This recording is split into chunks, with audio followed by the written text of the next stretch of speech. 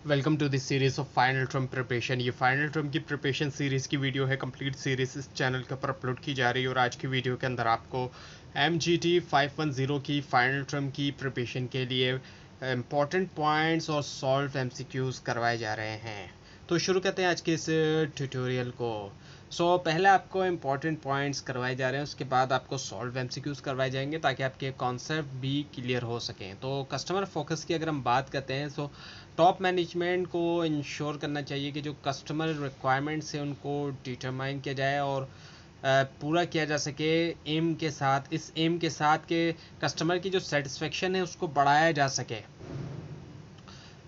Needs and expectations की अगर हम बात करते हैं तो सक्सेस जो होती है किसी भी ऑर्गेनाइजेशन की डिपेंड करती है अंडरस्टैंड करने के ऊपर और सेटिस्फाई करने के ऊपर जो करंट और जो फ्यूचर नीड होती है और जो एक्सपेक्टेशन होती है कस्टमर्स की, और इसके अलावा जो दूसरी इंटरेस्टेड पार्टीज़ होती हैं। क्वालिटी पॉलिसी की हम बात करते हैं तो एक ऑर्गेनाइजेशन की क्वालिटी पॉलिसी जो है वो कंसिस्टेंट होना चाहिए। जो ऑर्गेनाइजेशन की ओवरऑल बिजनेस पॉलिसीज़ हैं उससे हटके नहीं होना चाहिए, उससे हटके होने के बजाय उसके मुताबिक होना चाहिए। सब कॉन्ट्रैक्टिंग या टेम्प्रेरी जो एम्प्लॉयमेंट होती है लोगों की, उसको भी कंसिडर करना चाहिए ताकि इंश्योर किया जाए कि ऑर्गेनाइजेशन के जो ऑब्जेक्टिव्स हैं उनको अचीव किया जा सके। इन्फॉर्मेशन की बात करें, ये फंडामेंटल रिसोर्स होता है कंटिन्यूअल डेवलपमेंट के लिए। एक ऑर्गेनाइजेशन की जो नॉलेज बेस है और स्टिमुलेट इनोवेशन और कर सकें, स्टिमुलेट इनोवेशन। इन्फॉर्मेशन जो है वो असेंशियल होती है फैक्चुअल डिसीजन के लिए। प्रोसेस जो इनपुट जो है उसको डिफाइन होना चाहिए, रिकॉर्ड होना चाहिए ताकि प्रोवाइड किया जाए बेसिस जो है फॉर्मुलेशन के लिए रिक्वायरमेंट्स की, ताकि यूज़ किया जा सके वेरिफिकेशन के लिए और वैलिडेशन जो है इनपुट्स की। इनपुट्स जो है वो इंटरनल हो सकते हैं या एक्सटर्नल हो सकते हैं ऑर्गेनाइजेशन के लिए, और इनपुट रिक्वायरमेंट जो है वो क्रिटिकल होती हैं प्रोडक्ट्स के लिए या फिर जो प्रोसेस हैं उनको आइडेंटिफाई करना चाहिए ताकि असाइन किया जाए अप्रोप्राइट रिस्पॉन्सिबिलिटीज़ और रिसोर्सेस। इंटरनल इनपुट्स के अंदर जो हम चीज़ें देखते हैं उसके अंदर पॉलिसीज़ आए थे, स्टैंडर्ड्स आए थे, स्पेसिफिकेशंस आए थे, स्किल रिक्वायरमेंट्स आती है, डिपेंडेबिलिटी रिक्वायरमेंट्स आती हैं, इसके अलावा डॉक्यूमेंटेशन और जो डेटा होता है एग्जिस्टिंग प्रोडक्ट्स के ऊपर, और आउटपुट्स जो होते हैं दूसरे प्रोसेस से। सप्लायर्स की हम बात करें, सप्लायर्स कौन होते हैं? ऑर्गेनाइजेशन जो है उसको इस्टेब्लिश करना चाहिए प्रोसेस के, आइडेंटिफाई किया जाए पोटेंशियल सप्लायर्स या फिर डेवलप करें एग्जिस्टिंग सप्लायर्स और एवेल्यूट करें उनकी एबिलिटी के सप्लाई कर सकें रिक्वायर्ड प्रोडक्ट्स को। कस्टमर प्रॉपर्टी की हम बात करते हैं तो ऑर्गेनाइजेशन को आइडेंटिफाई करना चाहिए रिस्पॉन्सिबिलिटीज़ प्रॉपर्टीज़ के रिलेशन में और दूसरे एसेट्स जिनको ओन किया कस्टमर्स ने और जो दूसरे इंटरेस्टेड पार्टीज़ हैं और जो कंट्रोल में है ऑर्गेनाइजेशन के, ताकि प्रोटेक्ट कर सके वैल्यू जो है प्रॉपर्टी की। इंटरनल ऑडिट की हम बात कर सकें तो ऑर्गेनाइजेशन को जो है वो करना चाहिए इंटरनल ऑडिट जो है प्लान इंटरवल्स के ऊपर, ताकि देख सकें कि क्वालिटी मैनेजमेंट सिस्टम को कि क्या वो कंफर्म करते हैं जो प्लान अरेंजमेंट है रिक्वायरमेंट्स के साथ इसके जो इंटरनल स्टैंडर्ड है, और क्या वो जो है वो इफेक्टिवली इम्प्लीमेंटेड है और मेंटेन किया जाता है उसको। इंटरनल ऑडिट की हम बात करें एक ऑर्गेनाइजेशन को इस्टेब्लिश करना चाहिए इंटरनल ऑडिट प्रोसेस ताकि असेस कर सकें कि स्ट्रेंथ और वीकनेसेस जो होती है क्वालिटी मैनेजमेंट सिस्टम की उसको। सेल्फ असेसमेंट की बात करें ऑर्गेनाइजेशन को जो है वो कंसिडर करना चाहिए इस्टेब्लिश करना और इम्प्लीमेंट करना एक सेल्फ असेसमेंट प्रोसेस, और रेंज और डेप्थ जो है वो असेसमेंट की प्लान होना चाहिए ऑर्गेनाइजेशन के जो ऑब्जेक्टिव्स हैं उनके हवाले से और जो रिलेशन प्रायोरिटीज़ हैं। कंटिन्यूअल इम्प्रूवमेंट की हम बात करें, ऑर्गेनाइजेशन को कंटिन्यूअली तौर पे इम्प्रूव करना चाहिए इफेक्टिवनेस जो है क्वालिटी मैनेजमेंट सिस्टम की यूज़ के ज़रिए, जो क्वालिटी पॉलिसी है, क्वालिटी ऑब्जेक्टिव्स हैं, ऑडिट रिजल्ट है और जो एनालिसिस ऑफ डेटा है, इसके अलावा करेक्टिव और प्रिवेंटिव एक्शंस है और जो मैनेजमेंट रिव्यू है। करेक्टिव एक्शन की हम बात करें, ऑर्गेनाइजेशन को प्लान करना चाहिए, इस्टेब्लिश करना चाहिए एक प्रोसेस जो है करेक्टिव एक्शन के लिए, और करेक्टिव एक्शन प्लानिंग जो है वो उसमें शामिल होना चाहिए, इवेल्यूशन होना सिग्निफिकेंस ऑफ प्रॉब्लम्स की जो कि अफेक्ट कर रही हैं क्वालिटी, और इवेल्यूशन होना चाहिए पोटेंशियल इम्पैक्ट के हवाले से, जैसे कि ऑपरेटिंग कॉस्ट है और कॉस्ट ऑफ नॉन कन्फर्मेंस है, परफॉर्मेंस है, डिपेंडेबिलिटी है, सेफ्टी है, कस्टमर सेटिस्फेक्शन वगैरह। प्रिवेंटिव एक्शन की हम बात करें, प्रिवेंटिव एक्शन का मतलब ये है कि ऐसी चीज़ें कि पहले ही रोक दिया जाए कोई जो डिफेक्ट वगैरह या उससे हटके, क्वालिटी से हटके। यूज़ करती है ऑर्गेनाइजेशन प्रिवेंटिव मेथडोलॉजी के आइडेंटिफाई करे कोजेस को आइडेंटिफाई करने के लिए जो पोटेंशियल नॉन कन्फर्मेंस है, जैसे कि इसमें रिस्क एनालिसिस आ जाता है, ट्रेंड एनालिसिस है, स्टैटिस्टिकल प्रोसेस कंट्रोल है, फॉल्ट ट्री एनालिसिस है, फेलियर मॉडल और इफेक्ट्स और क्रिटिकली एनालिसिस है। कैपेबिलिटी मैच्योरिटी मॉडल की हम बात करें, इससे मुराद एक प्रोसेस इंप्रूवमेंट अप्रोच है जो कि बेस करता है प्रोसेस मॉडल के ऊपर, और इससे मुराद जो है वो स्पेसिफिकली जो है वो ऐसा मॉडल है जिसको डेवलप किया सॉफ्टवेयर इंजीनियरिंग इंस्टीट्यूट ने मिड 1980s में, और इसी के साथ साथ फैमिली ऑफ प्रोसेस मॉडल जो कि फॉलो किया गया। लीडरशिप फॉर क्वालिटी की हम बात करें, लीडरशिप जो है वो फंडामेंटल होती है मैनेजमेंट के लिए और ऑर्गेनाइजेशनल बिहेवियर, और वो होती है सिर्फ एंड नॉट जस्ट अबाउट जो हर किसी की शॉर्ट लिस्ट होती है प्रीरिक्विजिट्स की ऑर्गेनाइजेशनल सक्सेस के लिए। So what is strategic management? अब स्ट्रेटेजिक मैनेजमेंट क्या है? ऑर्गेनाइजेशनल स्ट्रेटजीज जो है वो अप्रोच होती हैं जो कि अडॉप्ट की ऑर्गेनाइजेशन ने इंश्योर करने के लिए सक्सेसफुल परफॉर्मेंस जो है मार्केट प्लेस के अंदर। सो स्ट्रेटेजिक मैनेजमेंट जो है वो मैनेजमेंट होती है जो कि बेस करती है तमाम जितने भी एक्शंस हैं, एक्टिविटीज़ हैं, डिसीजन हैं।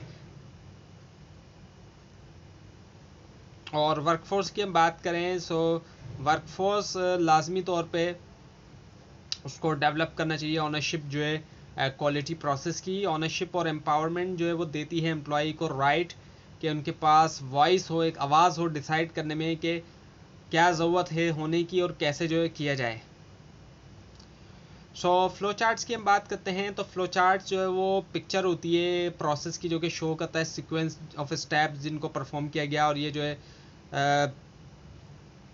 फ्लो चार्ट से बेस्ट डेवलप, ये ऐसे लोगों ज़्यादा बेहतर डेवलप करते हैं जो कि इन्वॉल्व होते हैं प्रोसेस के अंदर, जैसे कि एम्प्लॉयज़ हैं, सुपरवाइजर्स हैं, मैनेजर्स हैं और जो कस्टमर्स वगैरह होते हैं।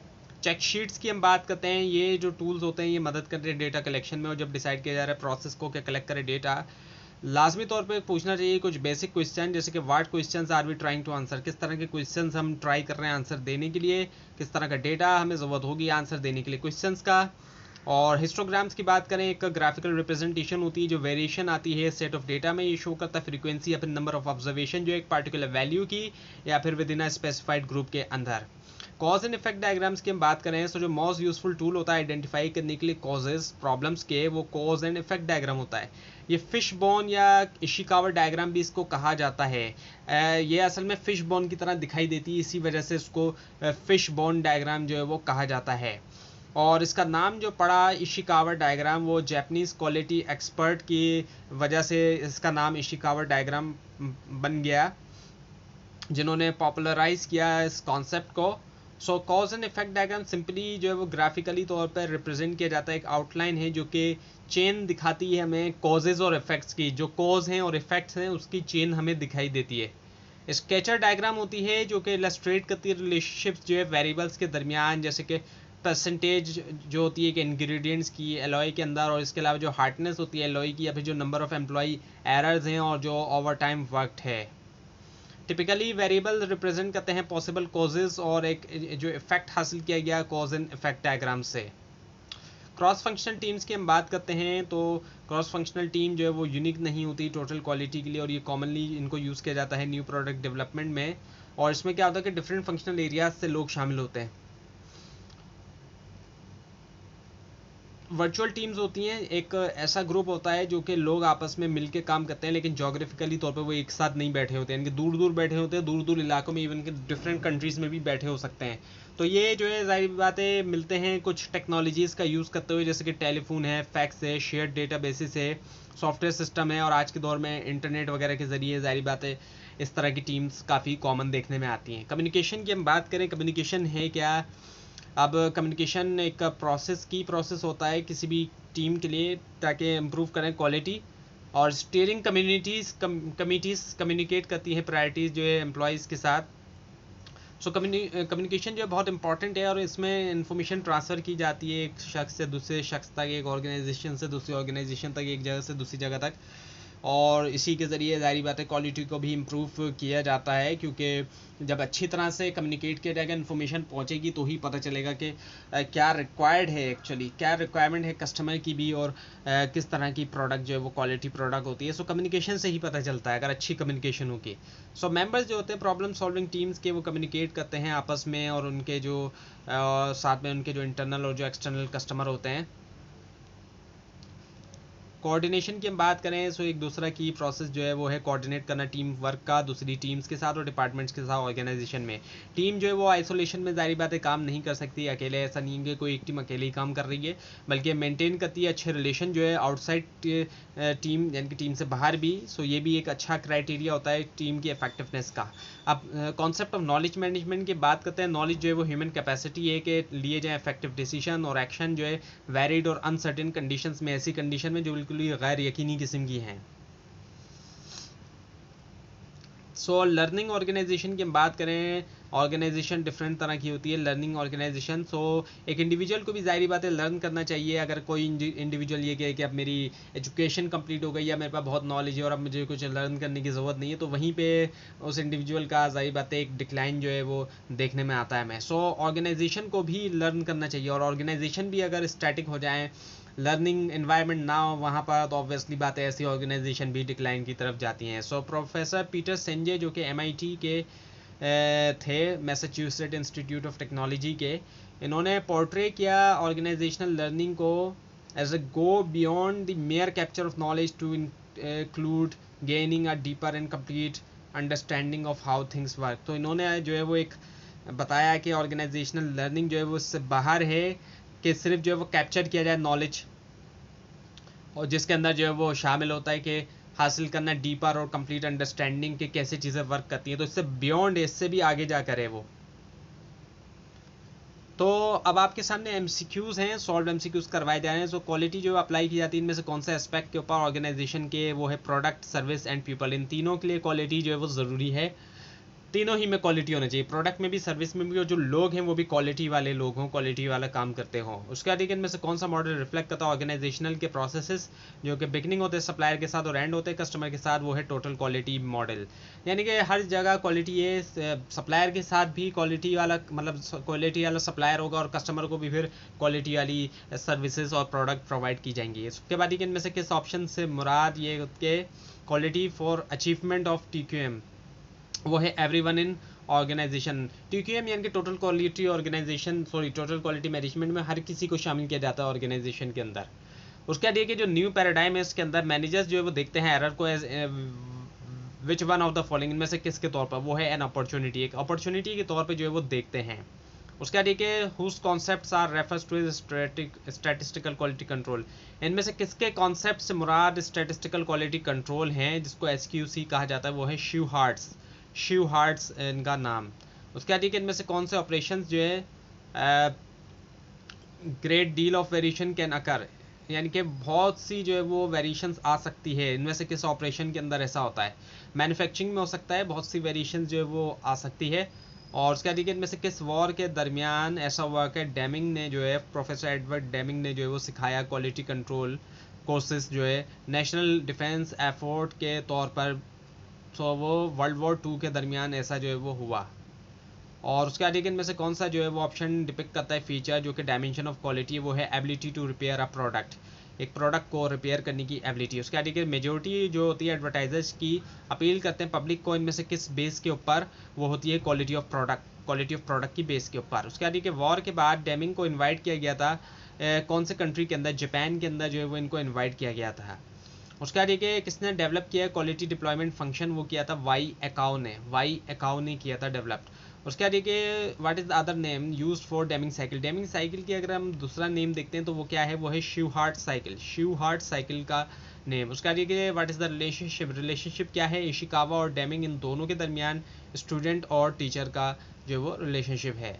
उसके बाद ये जो कस्टमर वैल्यू स्ट्रेटजी है मे बी एड्रेस, उसको एड्रेस किया जा सकता है इनमें से कौन से टॉपिक के अंदर, वो होता है मेजरमेंट इसका जो है वो आंसर है। और उसके बाद इनमें से कौन सा जो है वो जाना जाता है फादर के तौर पर मॉडर्न स्टैटिस्टिकल क्वालिटी कंट्रोल के, वो है शिव हार्ट। और उसके बाद ये आइडेंटिफाई करें एग्जाम्पल जो प्रिवेंशन कॉस्ट की, वो है क्वालिटी प्लानिंग। और उसके बाद ये मोटरोला जो है was committed to following campaign in 1980s। किस तरह है कि उन्होंने जो है वो जाहिर बात है कैंपेन की 1980s में, वो की सिक्स सिग्मा। और इसके बाद ये कि हु हैज़ फॉर्मली लिंक, इनमें से किसने जो है वो फॉर्मली तौर पे लिंक किया इंस्पेक्शन को क्वालिटी कंट्रोल के साथ, वो किया जीएस रेडफोर्ड ने। उसके बाद इनमें से कौन से जो फैक्टर्स होते हैं जो कि प्रेजेंट होते हैं as a natural part of process के तौर पर, वो है कॉमन कॉजेज ऑफ वेरिएशन। और उसके बाद ये कि when was system theory redefine कब किया गया सिस्टम थ्योरी को, 1950s से 1970s के दौर तक। उसके बाद इनमें से कौन सी जो है वो एक नहीं है ऑर्गेनाइजेशन की एक्सटर्नल अपॉर्चुनिटी, वो है entry of lower cost competitor, जो एंट्री है लोअर कॉस्ट कॉम्पिटिटर की। उसके बाद इनमें से किस स्टेज के अंदर लर्निंग के रेफर्स दैट, उससे मुराद ये कि you learn to do but with a conscious effort, आप जो है वो लर्न करते हैं कि करें लेकिन कॉन्शियस एफोर्ट के साथ, वो है कॉन्शियस कॉम्पिटेंस एक्चुअली। उसके बाद इनमें से कौन सी जो है लेवल ऑफ मैनेजमेंट, वो मोस्टली जो है वो पार्ट है स्टीयरिंग कमेटी की, वो है टॉप लेवल मैनेजमेंट। और उसके बाद ये कि why is there a need, क्यों ज़रूरत होती है आइडेंटिफिकेशन और ट्रेसिबिलिटी की कंट्रोल ऑफ प्रोडक्ट्स के लिए, वो होती है रिस्क मिटिगेशन की वजह से, ड्यू टू रिस्क मिटिगेशन। उसके बाद ये कि व्हेन वाज द डेफिनेशन, कब जो है डेफिनेशन टोटल क्वालिटी की उसको इंडोर्स किया गया, 1992 के अंदर जो है उसको इंडोर्स किया गया। उसके बाद ये कि when were the behavioural theories develop, behavioural theories को अगर हम देखते हैं इनको कब डेवलप किया गया था, 1960 के अंदर डेवलप किया गया था। और उसके बाद ये कि एडवर्ड डेमिंग जो है इज़ बेस्ट नॉन, ये जाने जाते हैं इनमें से किस चीज़ के लिए बेहतर तौर पे जाने जाते हैं, 7 डेडली डिजीज़ के जो है उसके लिए बेहतर तौर पे जाने जाते हैं। और उसके बाद के विच ऑफ द फॉलोइंग, इनमें से कौन से जो है वो फॉलो अप एक्टिविटी है जो कि रिलेट करती है इंटरनल ऑडिट से, वो है वेरिफिकेशन ऑफ इम्प्लीमेंटेशन। उसके बाद के विच ऑफ द फॉलोइंग, इनमें से कौन सा जो है वो ऑप्शन उसको यूज़ किया जाता है डिटेक्ट करने के लिए जो चेंजेस आती हैं वेरिएशन के अंदर, सब ग्रुप के अंदर, वो है एक्स बार चार्ट। तो ये थी आज की वीडियो। आपको इस बार में कोई क्वेश्चन है, खासतौर पर इसमें कोई मिस्टेक दिखाई दे, ज़रूर हाईलाइट कीजिए। और इस पूरी सीरीज़ को देखने के लिए और फाइनल टर्म एग्जाम्स की प्रिपरेशन के लिए इस चैनल को सब्सक्राइब कीजिए, बेल आइकन के ऊपर क्लिक कीजिए। Thanks for watching this video and best of luck for your exams.